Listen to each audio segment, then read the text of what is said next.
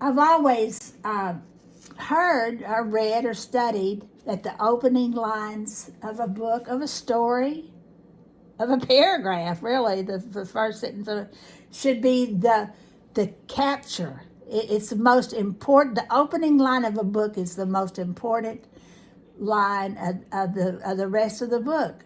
And this one this book has a great opening, has a great few opening lines.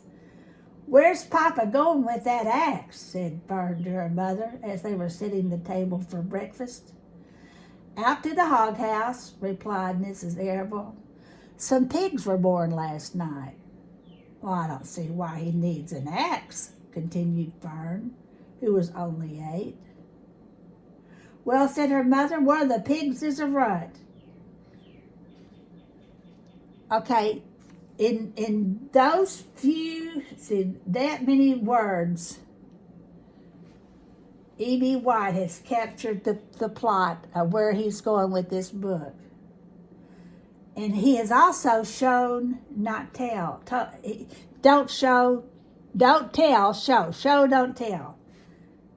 Well, he doesn't say. There once upon a time, there was a little girl who was 8 years old, and she lived on the farm with her father and mother. And one night a pig was born. The little girl was 8 years old. Now, all of that's included in the text. The anticipation for the story, the foreshadowing of the story is in that first line. But he told us in a roundabout way that there's a little girl, and her dad was about to kill a pig, and they live hog house. They live on a farm. He showed and didn't tell us. I am convinced that the only way to become a great writer is to read. And I do everything I can to read. But let me show you some of his good description. This is E.B. White's description of the barn. Absolutely stellar description. The barn was very large. It was very old. It smelled of hay and it smelled of manure. It smelled of the perspiration of tired horses and the wonderful sweet breath of patient cows. It often had a sort of peaceful smell, as though nothing bad could happen ever again in the world. It smelled of grain and of harness dressing and of axle grease and of rubber boots and of new rope. And whenever the cat was given a fish head to eat, the barn would smell of fish.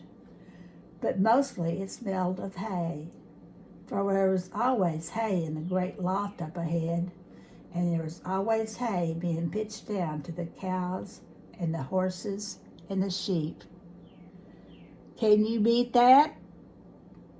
And during the month of July, we will begin to read together The Artist's Way, and we will write every day.